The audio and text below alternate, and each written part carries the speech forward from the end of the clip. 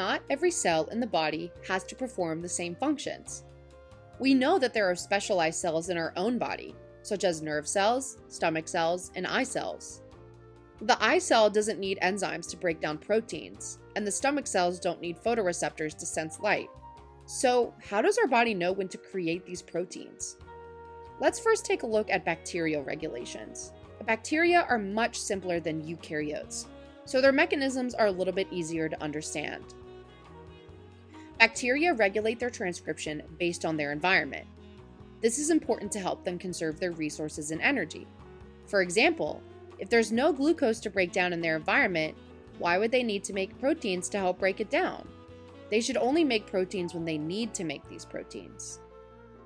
We call areas of functionally related genes operon. An operon contains an operator, a region that turns the gene on or off, a promoter, the area that RNA polymerase can bind to, and all the genes that it controls. Mostly, all of these genes are associated with proteins that perform a specific function. Fun fact, almost all genes that control the same protein are going to be next to each other on the DNA for the most part. A repressor is a protein made in a separate region of DNA that can turn off the operon. We call the gene that makes this repressor a regulatory gene. The reason why it's called that is because it's a gene that controls another gene.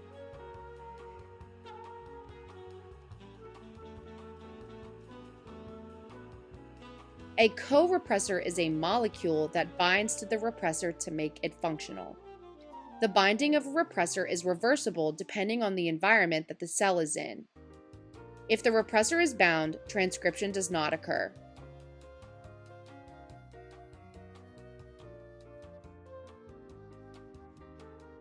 Let's first take a look at the repressible operon called the Trp operon. The Trp operon codes for tryptophan. Tryptophan is an amino acid that the cell will need to make other proteins. This operon controls the making of tryptophan. The cell doesn't need endless amounts of tryptophan, so there is a signal that will tell the cell, okay, I have enough tryptophan, you can stop using energy to make it.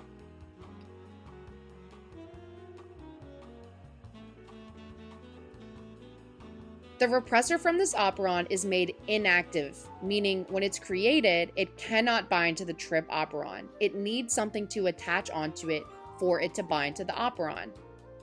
When tryptophan is low, the repressor is not bound, and the transcription factors can bind for transcription to occur on the promoter.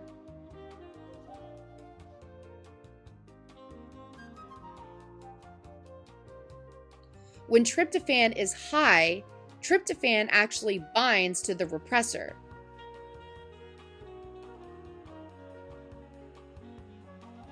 The repressor will then bind to the operon and does not allow for transcription. We call tryptophan in this case a co-repressor, meaning that it allows the repressor to bind by changing its shape.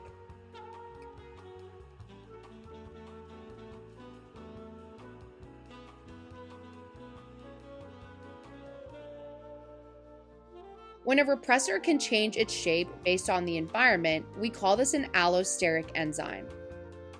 This means that there is an active and inactive state depending on the environment. In this case, a co-repressor tryptophan has to be available for it to bind. So, to recap, the Trp operon controls when tryptophan is made. The repressor is made in the inactive state. When tryptophan levels are low, transcription happens.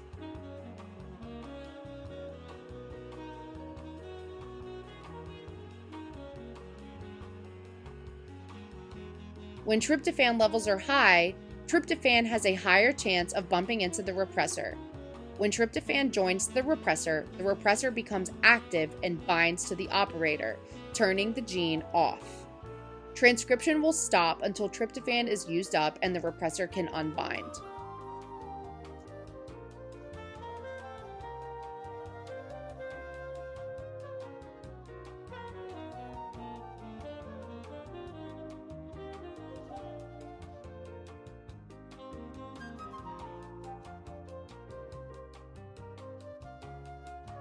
Now, the Lac operon works a little bit differently.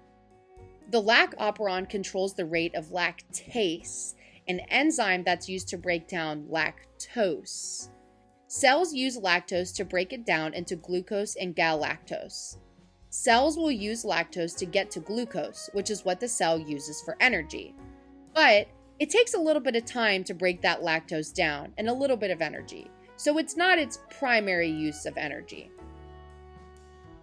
The repressor in the Lac operon is made in the active state.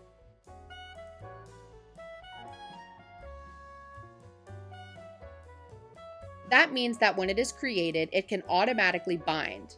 This is different from the Trp operon, when the repressor is made in the inactive state. The repressor on the Lac operon is also made by a regulatory gene. We call this gene LACL. The only way that the Lac operon turns on is when lactose is present. This makes sense since the reason for the Lac operon is to break down lactose.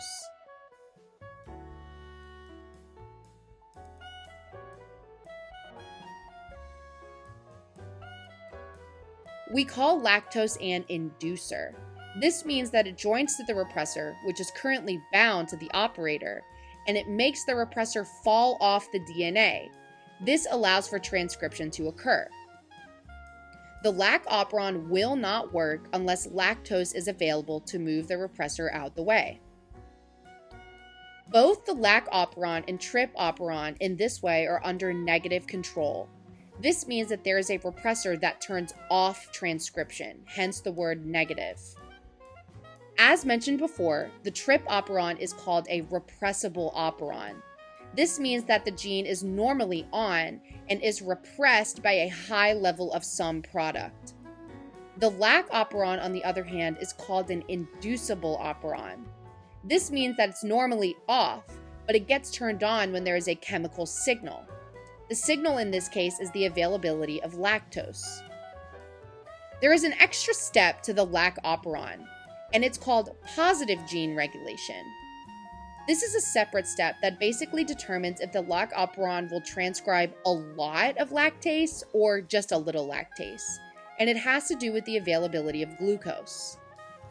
The cell always wants to use glucose first, so if glucose is available, the cell doesn't really want to go through the energy of breaking down lactose into glucose.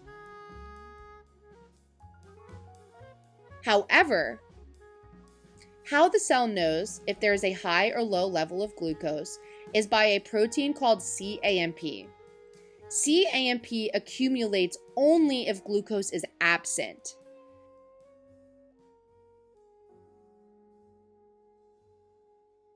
cAMP will bind to a protein called the cap protein, and this complex can bind to the DNA.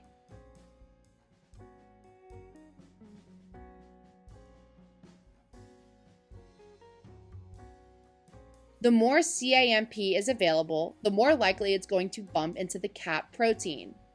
When cAMP binds to cap, it causes a really high transcription initiation and increases the affinity of RNA polymerase binding to the promoter.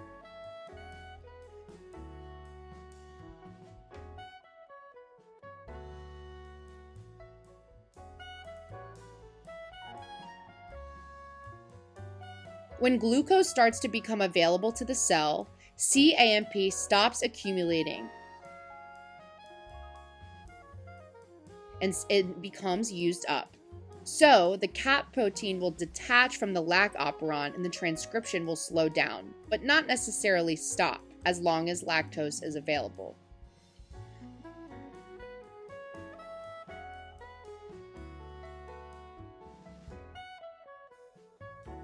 We call the cAMP and cap protein an example of positive gene regulation because the addition of the cAMP cap proteins increase the rate of transcription. Essentially, lactose determines if the Lac operon will work at all. Glucose will determine how fast lactase is transcribed from the Lac operon.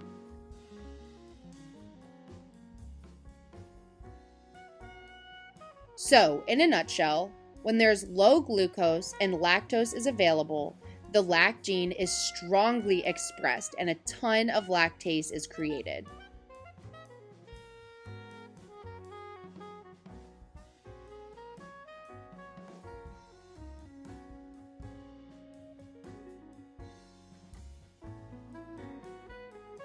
When there's high glucose and no lactose available, the repressor stays bound and there's no transcription because there's no lactose available.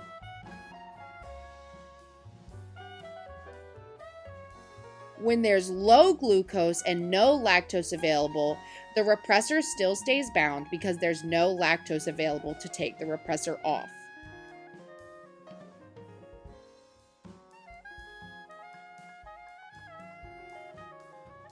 When there's high glucose and lactose is available, there is low levels of transcription because the cell wants to use glucose first, and there's not an accumulation of cAMP to join to the cap protein.